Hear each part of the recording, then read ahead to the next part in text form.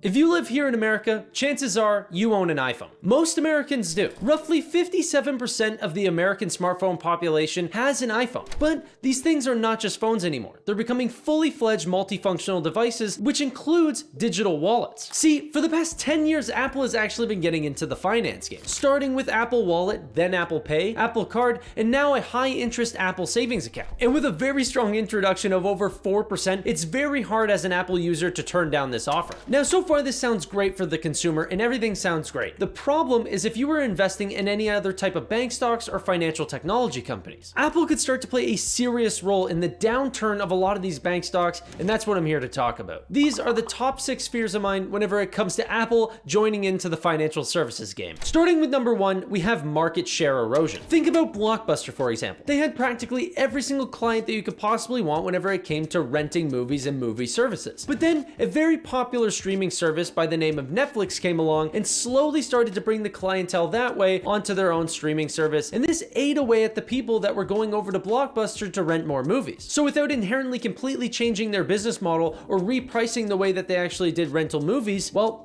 Netflix just seemed to be the better option, and so clients moved over to what they thought was best for themselves. We reached out to Blockbuster for comment, but their line was no longer in service. All jokes aside, Apple has one of the largest customer bases that a company could possibly have, with over 2 billion active devices worldwide. And not to mention the brand loyalty, for which Forbes places as the most valuable brand in the entire world. And that's very beneficial whenever going up against the big banks, knowing how notoriously bad their name brands are. Whenever it comes to money, trust is the number one thing that you want on that list. Not to mention the customer migration might be very seamless. If you already have the device, they already have your information, your data, and your identification, then they could pre-fill in all of the information that you might need to make an account with Apple going forward. This is inherently a strong moat to Apple's business, considering that they own the hardware that's in your pocket. Which leads me well into my second point, the advertising hurdle. One of the best examples that I can talk about is actually Apple Pay in the e-commerce world. A study done by Baymard Institute showed that shoppers, whenever in the checkout phase of their e-commerce process, showed that if they were to choose Apple Pay, and it was the number one option at the top of the list, they would choose Apple Pay 79.3% of the time. But yet, if it was even shown as just the 5th option as a payment option down the line, then it would only be chosen 12.3% of the time. This phenomenon is called the payment hierarchy. It's what companies like PayPal and Apple Pay fight to be the top of the list because that's what people choose most often. This is mostly what I worry about whenever I think of traditional banks or fintechs trying to put their name above Apple's whenever Apple actually owns the device that'll be advertising the client to choose one of these options. I think that this will be eerily similar to the idea that whenever you get a new Windows computer and actually go to their internet browser, which is mostly Microsoft Edge, and you try to switch to something like Chrome, a little box will appear saying, "Are you sure you want to switch? Everything is better here on Edge." Now imagine looking for a finance app, finding a great savings account, and then a little box appears saying, "By the way, Apple already offers 4.15%. That's going to catch a lot of eyes and keep a lot of people on their platform. And not to mention all of the cross-selling that could happen through things like Apple Pay, Apple Music, Apple Podcasts, and all the other vertically integrated software that Apple can offer. This leads me on to my next point, which is both exciting and scary. The lower profit margins. The best example to explain this is the taxi industry. Whenever Uber and Lyft or any other ride-sharing app actually came into this field, well, there was only so many people that needed a ride from point A to point B, and so the taxi industry obviously got hit because Uber and Lyft were cheaper. And so to fight back, a lot of these taxi companies also had to lower their fees dramatically, meaning that a lot of these companies either lost a ton of profits or they even had to close shop. This can cause one of the worst things in business imaginable: rate competition. In order to fend off the innovative company, which in this case is Apple, the defending companies will either have to increase their promotions or decrease their costs. And this will inherently bring down profit margins, and we're already seeing it in the industry. For example, SoFi Technologies has just raised their interest rates for their savings account up to 4.2%, just enough to beat Apple, but this will cost them an extra 0.2% on what they were originally offering before Apple came into the business. It doesn't sound like much, but whenever you're dealing with tens of billions of dollars, it really does start to add up. It's an even bigger problem for the large banks like JP Morgan. Considering they only offer 0.1% in their savings account, the clients there might be reconsidering their options of staying with JP Morgan versus putting their money with Apple Savings. Now, if they don't want their profits to get hurt, maybe they offer the same offering that Apple can offer at 4.15%. But if done the math on how many deposits they actually do have versus paying out 4.15%, that means that they would be paying over $90 billion a year in just interest payments alone, more than double the amount amount of overall profit that they made over 2022. But isn't it funny that Apple can price out their savings account higher than the largest bank in the world? See, Apple might just have an amazing pricing advantage here, where they're able to offer such a high interest rate because they're not making all of that from the savings account. In fact, they might be making the money somewhere else, like the iPhones or the App Store, and then taking a slice of that profit to pay for the growth in other areas. That would be extremely hard, literally, for any bank to compete with, considering that most banks, all of their profits come from their banking activities. This reminds me of the argument between Slack and Microsoft Teams, where Slack undoubtedly has the better service for business communications. But that being said, it's also quite expensive because that's how they make all of their money. Where on the other hand, Microsoft Teams is completely free and bundled with the entire Microsoft suite of products. Microsoft Teams to blitz past their competition to over 300 million monthly active users. Slack is reported to have roughly less than 50 million. So are banks dead in the water on this point alone? No, absolutely not. They can defend their position, but it might cost them a lot to do so. The worst part is that once Apple starts to realize that this is a real industry, so will the rest of the industry. The other two main smartphone suppliers here in the United States also have lofty goals for their financial services needs. Samsung Money is already a savings account that Samsung offers, and although it's only offering a current 1% interest rate, now that Apple has also made a very lofty name for itself at 4%,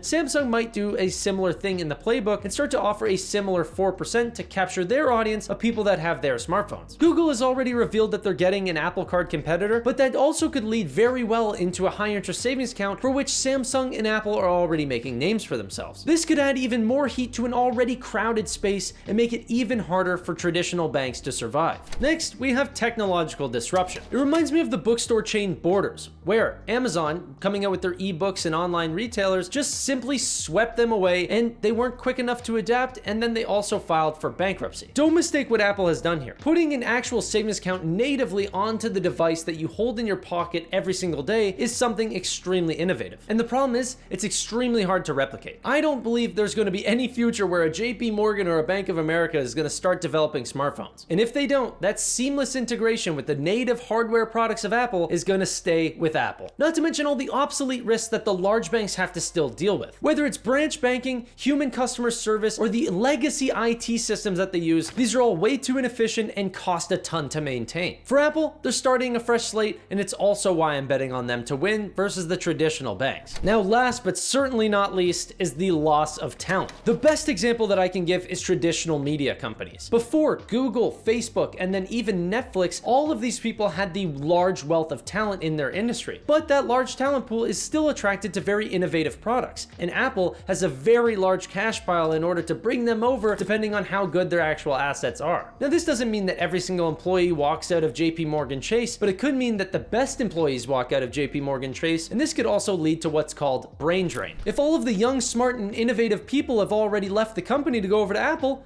who's going to think of the next innovative product? All of these points not only go to further the moat that Apple has, but all of the smartphone hardware device manufacturers like Samsung and Google included. If you thought it was hard to switch away from Apple devices now, with the ecosystem that they have currently, wait till you start banking with them. Now, I know what you might be thinking. Tanner, it's only a high interest savings account. This isn't going to replace all of banking. But guys, that's just today. Who would have thought that Apple would have even gotten into an Apple Wallet, Apple Pay, Apple Card, Apple Buy Now, Pay Later, or now a high interest savings account? And you don't think that they're going to potentially get into a checking account or even potential loans? Apple is going as far as to even build out their own payment processor to not only facilitate all of their payments, but also their lending products. Now, for 99.9% of all public companies even, that would be considered a terrible idea. But whenever you have 2 billion users worldwide, it almost becomes smart, considering that you can save so much fees on all of the fees that potentially a payment processor would actually charge you. Not only just the fees, that also means that they can innovate faster. It means that they hold all the data. It means that they could sell it to other users that might want to use their payment processor. They hold all the cards. But now is the time for the large pushback: regulatory pressures. Now, I do agree, this could increase scrutiny for the entire company and make sure that their entrance into financial financial services is much slower than maybe I'm putting out. But just like the CEO of Plaid said, every company will be a fintech company. And it's true, it's just the way the industry is going. Look at T-Mobile or even Walmart. How are these companies able to offer a high interest savings account, but Apple isn't? They're not actually breaking any rules or any restrictions, it's just sort of frowned upon because of how large they are. And the funny way that monopoly laws are actually written is that it's for a specific industry. If you have a company that's just dipping their fingers into every single industry, but not hogging one single cookie jar for itself, well, that's actually not too bad of a problem. So do I think that a rule will be struck down on Apple? No. But do I think that maybe there could be stricter restrictions on the entire banking industry? Potentially. And even then, that doesn't look great for the industry itself either. Now, I've mentioned here a lot of competitive moats for Apple. Them having the large cash piles in order to fund these new products without actually having to see any sort of return here in the short term. Or simply the fact that there's a hardware device that can push their products first that's in the hands of most Americans that simply just can't be replicated. Those are very strong moats. But on the other hand is the bank's moat. And that's the banking charter. This is the license that allows a bank to actually hold money and do all the sorts of things that banks do. Well, Apple will never have one of these. This means that banks inherently will survive because they have a product that Apple can't get their hands on,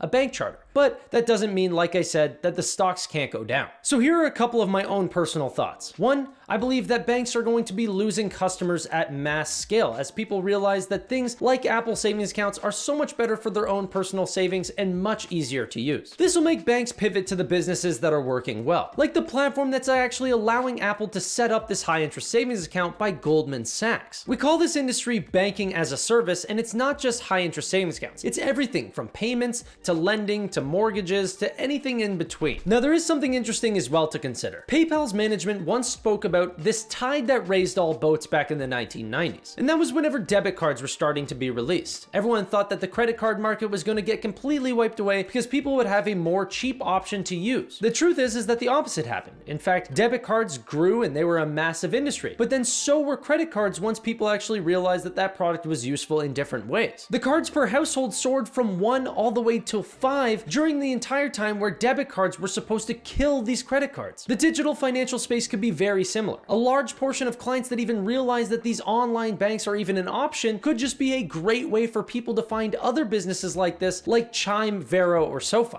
Personally, I hold SoFi stock. It's my favorite pick in this industry because not only are they a digital bank, and I mean a fully chartered licensed bank the same way JP Morgan is, but they also have one of the most innovative banking as a service platforms in the entire world that is also servicing Samsung Money, which in a world that if we're considering that these smartphones are going to be the wallets that every consumer might want to choose, well then SoFi still plays a major part in the second largest player in all of America. And the craziest thing about Apple or Samsung getting into this digital wallet idea is the idea that they can just go completely global. They don't have to stay in North America. The same way that PayPal did, they can just partner with chartered banks in each country and then offer a similar service where those countries are the holding companies for the money that that country is actually bringing in. Either way, it's an exciting time to be a consumer of these products, but maybe not so much if you're actually the incumbent players that are starting to be innovated upon. Just my 2 cents.